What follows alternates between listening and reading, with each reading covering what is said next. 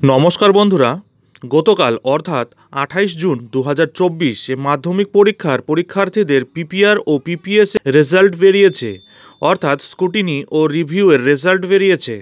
আপনারা কি জানেন 12,468টি খাতার নাম্বার যোগে ভুল বেরিয়েছে এবার?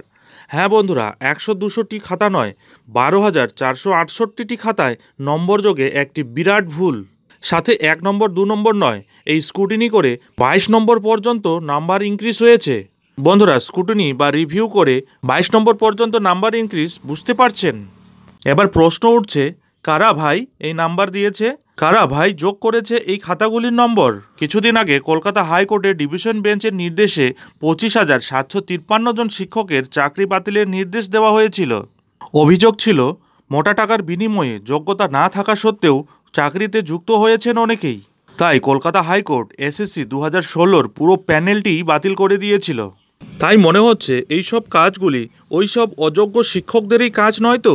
বন্ধুরা, যারা অযোগ্য হওয়া সত্ত্বেও চাকরি পেয়েছিলেন তাদের দ্বারা এইসব নম্বর যোগ করা তো ভুল হবেই। মাধ্যমিকের স্ক্রুটিনি বা রিভিউয়ের ফলাফলে 22 নম্বর পর্যন্ত নম্বর বেড়ে যাওয়াকে আপনি কিভাবে দেখছেন? অবশ্যই কমেন্ট বক্সে কমেন্ট করে জানাতে ভুলবেন না। এই ব্যাপারে শিক্ষানুরাগী ঐক্যমঞ্চের সাধারণ সম্পাদক কিঙ্কর অধিকারী কি বলছেন, চলুন একটু দেখে নেওয়া যাক। প্রথমেই বলবো, আমাদের সংগঠন শিক্ষানুরাগী ঐক্যমঞ্চের পক্ষ থেকে কোনো শিক্ষক বা শিক্ষিকা যদি ইচ্ছাকৃতভাবে কোনো এই অবহেলা বা এই মূল্যায়নের ক্ষেত্রে তাদের যদি দায়িত্ব জ্ঞানহীনতা থাকে, তাকে কোনো মতেই আমরা সমর্থন করি না। কিন্তু আমি সকলের কাছে সবিনয়ে কয়েকটি কথা ভেবে দেখার অনুরোধ করব। মাননীয় বোর্ড সভাপতি এবং কাউন্সিল সভাপতি সকলের কাছে আমি এই কথাগুলো তুলে ধরছি। যে বিষয়টি হলো যে, আপনাদের সকলের স্মরণে থাকবে, মাধ্যমিক এবং উচ্চ মাধ্যমিক পরীক্ষার যখন খাতা দেখার বিষয় আসে, তখন আমরা লিখিতভাবে কাউন্সিল এবং বোর্ডকে জানিয়েছিলাম যে একই ব্যক্তিকে কোনোভাবেই মাধ্যমিক এবং উচ্চ মাধ্যমিকের খাতা দেখতে দেবেন না। কেননা ওই একই সময় অল্প সময় দেয়া হয়, ওই গুটি কতক দিন, কয়েক দিনের মধ্যে মাধ্যমিক এবং উচ্চ মাধ্যমিকের মতো অনেক খাতা তাকে মূল্যায়ন করার জন্য যে যথেষ্ট সময়ের প্রয়োজন, সে সময় দেওয়া হয় না। আবার পাশাপাশি আপনারা জানেন ওই সময় একাদশ শ্রেণীর পরীক্ষা হয়।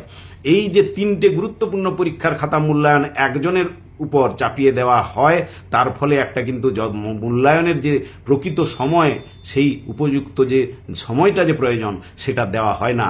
কিন্তু এই দাবি তুলে ধরার পরও কিন্তু আমরা কোনোভাবেই এই দাবিকে তারা কর্ণপাত করেননি, বরং তারা প্রেসার দিয়ে কি করে তড়িঘড়ি রেজাল্ট প্রকাশ করা যায়, ফল প্রকাশ করা যায়, তার জন্য চাপ সৃষ্টি করতে থাকেন। এবং একথাও আপনাদের মনে থাকবে যে বহু শিক্ষক শিক্ষিকা যাদেরকে কিন্তু খাতা দেওয়াই হয় না, কোনো খাতাই দেওয়া হয় না, মাধ্যমিকও না এবং উচ্চ মাধ্যমিকও না, এরকম উদাহরণ ভুরি ভুরি রয়েছে। আবার পাশাপাশি একথাও আমরা জানি যে দীর্ঘদিন শিক্ষক শিক্ষিকা নিয়োগ না করার জন্য দেখা যাচ্ছে যে শিক্ষকের সংকট, খাতা দেখার শিক্ষক শিক্ষিকার অভাব, সেটাকে এইভাবে পূরণ করা হয় একই ব্যক্তিকে এইসব দেওয়ার। কিন্তু একথাও মনে রাখতে হবে যে বোর্ড এবং কাউন্সিল দুটো পক্ষের কিন্তু যথেষ্ট সমন্বয়ের অভাবও রয়েছে। একথা আমরা এই দাবি তুলে ধরার পরও কিন্তু সেগুলো সংশোধন করা হয়নি। আমরা দাবি করছি আগামী দিনে এই দাবিগুলো মান্যতা দেওয়া হোক। প্রকৃত খাতার মূল্যায়ন করতে গেলে তা এই বাস্তবসম্মত এই বিষয়গুলো কিন্তু ভাবা দরকার এবং সেভাবেই খাতাগুলো মূল্যায়নের জন্য এই পদক্ষেপ নেওয়া উচিত। পাশাপাশি আরেকটি কথা আমি বলে শেষ করব, সেটা হচ্ছে অলিখিতভাবে রিজিওনাল অফিস থেকে অনেক সময় আমরা দেখেছি যে পিপিআর পিপিএস এর সময় হেড এক্সামিনারদের জানিয়ে বলা হয় যে কিছুটা নাম্বার বাড়িয়ে দেওয়ার জন্য, ফেল করেছে তাদেরকে পাশ করে দেওয়ার জন্য। এই বিষয়গুলোও কিন্তু থাকে, এগুলোও কিন্তু নম্বর বৃদ্ধির একটা কারণ। কিন্তু সার্বিকভাবে আমরা মনে করি প্রকৃত মূল্যায়নের জন্য তার যথেষ্ট সময় এবং যে খাতা মাধ্যমিক এবং উচ্চ মাধ্যমিক দুটো খাতা, আবার তার সঙ্গে একাদশ শ্রেণীর যে খাতা একসঙ্গে মূল্যায়ন এবং অল্প সময়ের মধ্যে যদি করা হয়, তাহলে ভুল ত্রুটি থেকে যাওয়াটা কিন্তু স্বাভাবিক।